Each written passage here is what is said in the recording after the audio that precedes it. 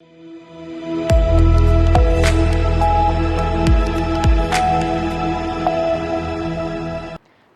मैं हूं रत्ना और आप देख रहे हैं सी न्यूज़ भारत। आए रुख करते उत्तर प्रदेश बुलेटिन की और बात होगी अमरोहा की, जहां गजरौला से लव जिहाद का मामला सामने आया है। साथ ही बात होगी बलरामपुर की, जहां लोक जनशक्ति पार्टी की राष्ट्रीय उपाध्यक्ष इंदु कश्यप और प्रदेश अध्यक्ष आरती पांडे का भव्य स्वागत किया गया।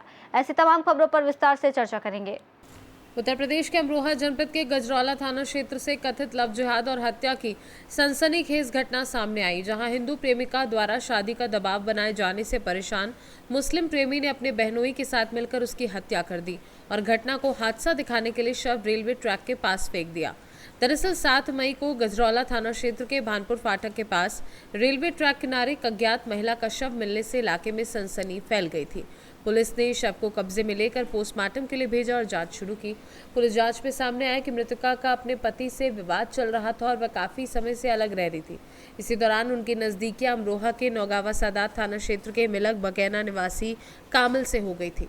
दोनों के बीच प्रेम संबंध थे, लेकिन महिला लगातार शादी का दबाव बना रही थी। इसी बात से परेशान होकर आरोपी कामिल ने अपने बहनोई नाजर निवासी मीरासराय थाना अमरोहा देहात के साथ मिलकर हत्या की साजिश रची। पुलिस ने परिजनों की तहरीर पर मुकदमा दर्ज कर जांच आगे बढ़ाई और दोनों आरोपियों को गिरफ्तार कर लिया। ये थाना गजरौला क्षेत्र में दिनांक 7/5 को एक युवती का शव भानपुर फाटक के पास, जो गजरौला स्टेशन के से रेलवे लाइन आ रही है, उसके किनारे झाड़ियों में मिला था। इसके हाथ पर एक टैटू या खुदा हुआ था, जिसमें ST और तनुआ करके लिखा हुआ था। उस समय इसकी शिनाख्त नहीं हुई थी। पुलिस ने सघन प्रयास से इसकी शिनाख्त की और ये महिला, इसका नाम तनु, वाइफ ऑफ सुनील तमोली, निवासी बल्लभगढ़ के रूप में हुई।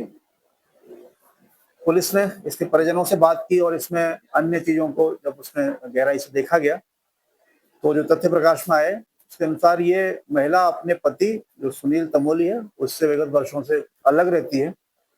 और एक व्यक्ति जिसका नाम कामिल पुत्र फारूक है, ये मिलक बगेना नौगावा सादात जनपद अमरोहा का रहने वाला है। ये महिला इसके संपर्क में पिछले समय से थी और ये इस पुरुष के साथ शादी करना चाहती थी और उसके लिए इस पर दबाव बना रही थी। कामिल ने अपने बहनोई नाजिर पुत्र छिद्दू, निवासी मीरासराय अमरोहा देहात के साथ मिलकर यह योजना बनाई कि इसको रास्ते से हटा दिया जाए। इसको वहां से फोन से इन्होंने बुलाया।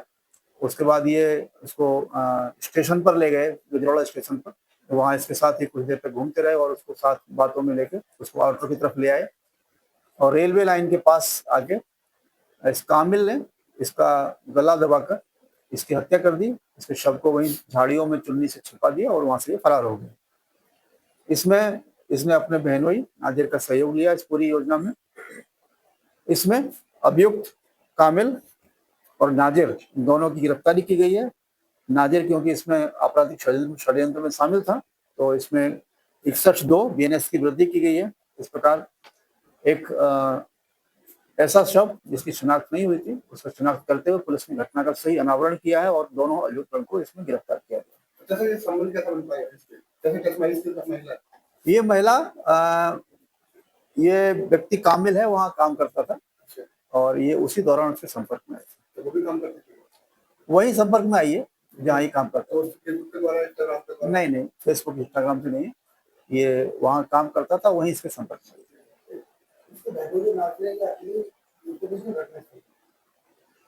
नाजिर इसके संग सहयोगी था। जिस समय इसने हत्या की उस समय साथ नहीं था, लेकिन बाकी समय स्टेशन पर उसको ले जाने में। अमरोहा से सी न्यूज़ संवाददाता गौरव श्रीमाली की रिपोर्ट। बलरामपुर में लोक जनशक्ति पार्टी की राष्ट्रीय उपाध्यक्ष महिला इंदु कश्यप एवं प्रदेश अध्यक्ष महिला आरती पांडे का भव्य स्वागत किया गया।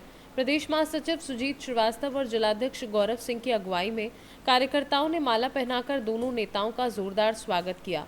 इस दौरान बड़ी संख्या में मौजूद महिला कार्यकर्त्रियों ने भी मुख्य अतिथि और विशिष्ट अतिथियों का माल्यार्पण कर अभिनंदन किया। कार्यकर्ताओं के स्वागत से अभिभूत राष्ट्रीय उपाध्यक्ष इंदु कश्यप ने सभी का आभार व्यक्त करते हुए कहा कि संगठन की ताकत के दम पर पार्टी केंद्र और बिहार सरकार के साथ मजबूती से खड़ी है। प्रदेश महासचिव सुजीत श्रीवास्तव ने आए हुए अतिथियों का बुके और माला पहनाकर स्वागत किया। सी न्यूज़ से बातचीत के दौरान राष्ट्रीय उपाध्यक्ष इंदु कश्यप ने पार्टी की नीतियों और संगठन की मजबूती को लेकर अपने विचार साझा किए।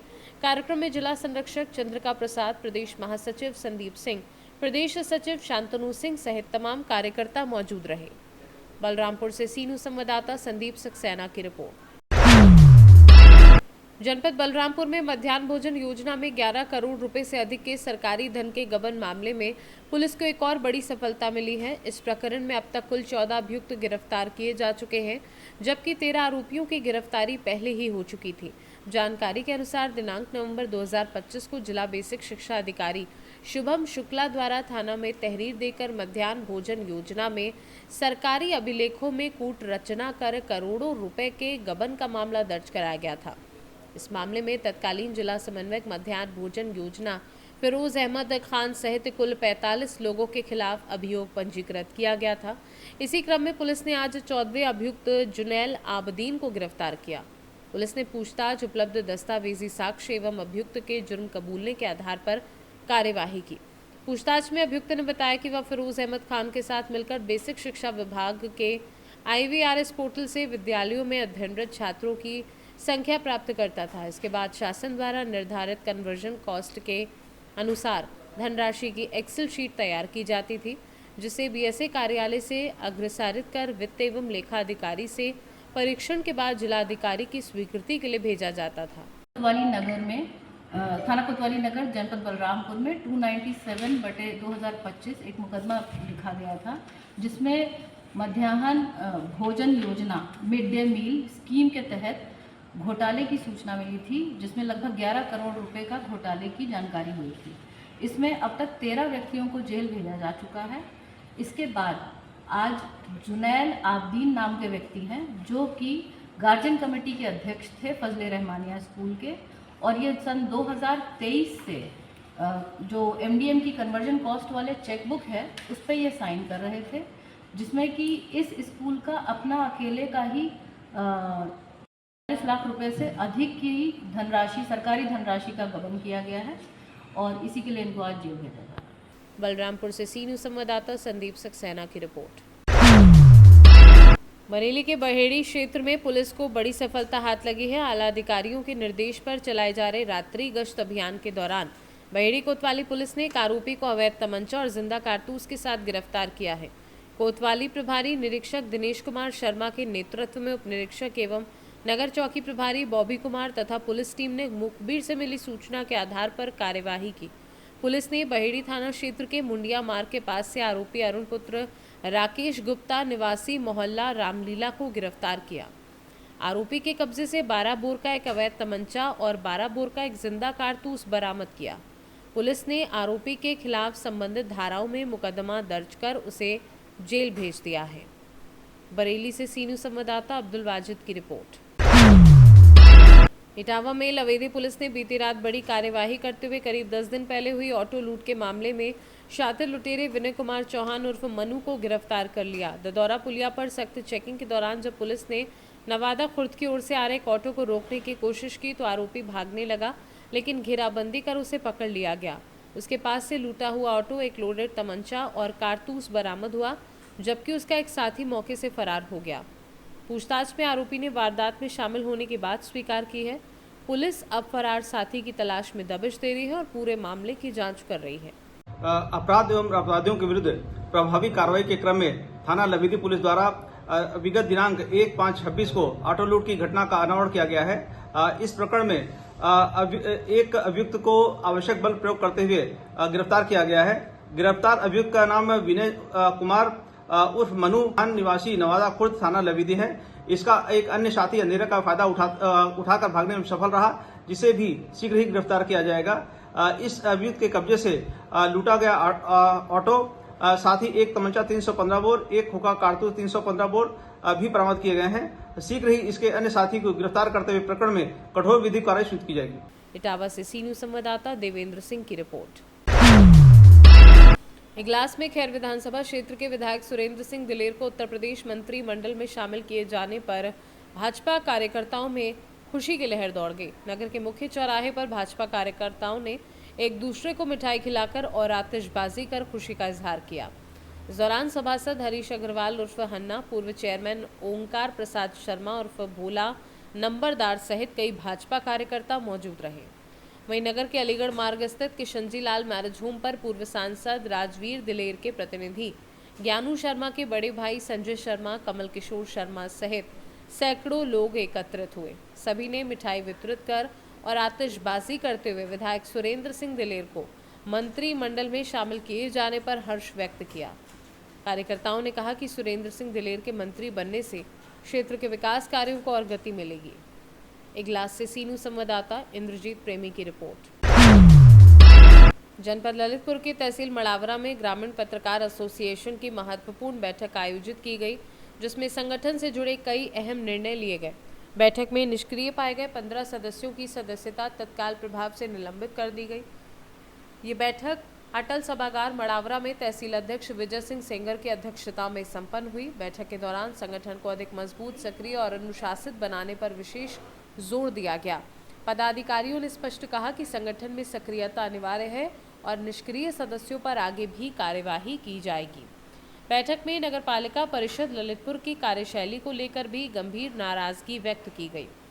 पदाधिकारियों ने आरोप लगाया कि IGRS पोर्टल पर दर्ज शिकायत का भ्रामक तरीके से निस्तारण किया गया है। उपाध्यक्ष प्रकाश राय के प्रस्ताव पर लगातार बैठकों से अनुपस्थित रहने वाले 15 सदस्यों की सदस्यता निलंबित करने का निर्णय सर्वसम्मति से लिया गया।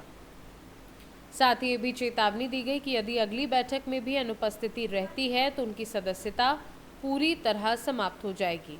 बैठक में यह भी निर्णय लिया गया कि संगठन की सदस्यता प्रक्रिया से जुड़े लंबित फॉर्म जमा करने की अंतिम तिथि निर्धारित की जाएगी। ललितपुर से सीनू संवाददाता राकेश कुमार वैद्य की रिपोर्ट।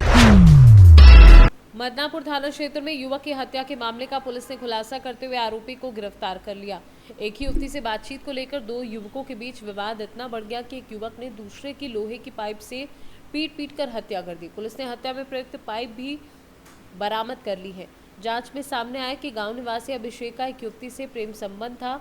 इसी दौरान हरिओम भी युवती से बातचीत करने लगा, जिससे दोनों के बीच विवाद बढ़ गया। पुलिस पूछताछ में आरोपी ने बातचीत बताया कि वह चंडीगढ़ से गांव लौटने के बाद कई बार हरिओम को समझा चुका था, लेकिन वह नहीं माना। घटना वाले दिन आरोपी ने हरिओम को फोन कर यूकेलिप्टस के बाग में बुलाया। वहां दोनों के बीच कहासुनी हुई, जिसके बाद गुस्से में आकर उसने लोहे की पाइप से हरिओम के सिर पर कई वार कर दिए। गंभीर चोट लगने से उसकी मौके पर ही मौत हो गई। पुलिस ने आरोपी को चंदोखा तिराहे के पास से गिरफ्तार कर लिया। उसके कब्जे से हत्या में इस्तेमाल लोहे की पाइप भी बरामद हुई है। पुलिस आरोपी को न्यायालय में पेश कर आगे की कार्यवाही कर रही है। हत्या का खुलासा किस तरीके किया गया है? ये दिनांक 7 तारीख को लगभग 4 बजे थाना क्षेत्र मदनापुर में पुलिस को एक अज्ञात शव की सूचना मिली। पुलिस जब मौके पर पहुंची तो पता चला कि एक डीजे संचालक है हरिओम, उसको सिर में इंजरी है और उनकी मौत हो गई है। पुलिस जब इन्वेस्टिगेशन में लगी तो परिवार वालों ने शक जताया था रामवीर पे, जिनके यहाँ पे ये डीजे लेके गया था। उसके बाद पुलिस ने जब फर्दर इन्वेस्टिगेशन की, सर्वेलेंस की मदद से जब कॉल डिटेल वगैरह मंगवाए गए तो एक अभिषेक सामने आया नाम। जब अभिषेक के केस को आगे जब परस्यू किया गया तो पता चला कि इनकी CDR और बाकी इनकी सोशल मीडिया से और बाकी मैनुअल इंटेलिजेंस से कि अभिषेक का एक महिला के संपर्क में था पहले, और जब ये अभिषेक कमाने के लिए बाहर चला गया चंडीगढ़ में तो उस महिला का संपर्क हो गया जो हमारे मृतक हैं हरिओम से। इसी चीज़ को लेकर जब अभिषेक वापस आया गांव में तो इन दोनों में तनातनी शुरू हुई। घटना के दिन 7 तारीख को अभिषेक ने हरिओम को फ़ोन करके अपने पास बुलाया कि आ जाओ, थोड़ा सा बातों में फंसाकर उसको अपने पास बुलाया और फिर उसको कन्फ्रंट किया। लेकिन अभिषेक और उन दोनों में जब नहीं बन पाई कोई सहमति तो उसके चक्कर में अभिषेक ने हरिओम के सिर पर रॉड से वार किया और मल्टीपल टाइम्स उसने वार किया ताकि वो फाइनली वही मौके पर उसकी डेथ हो गई और उसके बाद अभिषेक मौके से भाग गया। इस चीज़ के खुलासे के लिए पुलिस ने जब सर्वेलेंस के आगे जब बढ़ी तो पुलिस ने यूज़ किया कि फॉरेंसिक में एक टूल होता है बेंजामिन टेस्ट।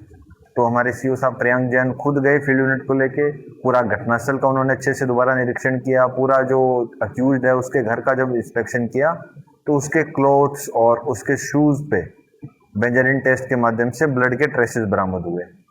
उसके बाद जब अक्यूज्ड का भी खुद का जब बॉडी का जब टेस्ट किया गया तो उसके हाथों से भी ब्लड के ट्रेसेस बरामद हुए। तो फाइनली फिर उसने कन्फेस किया कि हाँ साहब ये हमारा इश्यूज था, जो हम सीडीआर से पहले जिस डायरेक्शन में जा रहे हैं वो सही डायरेक्शन है।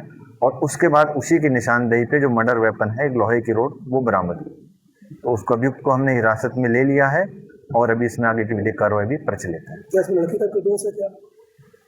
नहीं, लड़की का कोई रोल नहीं है, इन दोनों का आपस में ही इशू था, कन्फ्रंट थोड़ी तनाव था दोनों में, उसी के चलते उसने अभिषेक ने हरिओम का मर्डर कर दिया। फिर नामजद आरोप लगाया था कि 33,000 रुपए भी गायब थे उसके पास से। 33,000 रुपए का आरोप उसमें कोई सत्यता नहीं पाई गई है। वो 33,000 रुपए लेके नहीं गया था, वो सिर्फ एक डीजे लेके गया था उस दिन शादी वाले दिन, और डीजे की गाड़ी भी वापस आ गई थी। फिर अभिषेक ने उसको बुलाया और उसको वहीं पे खेतों में ले जाकर उसका मर्डर कर दिया। शाहजहांपुर से सीनू संवाददाता रवि की रिपोर्ट। बुलेटिन में फिलहाल इतना ही। देश और दुनिया की तमाम बड़ी खबरों के लिए देखते रहिए सी न्यूज़ भारत।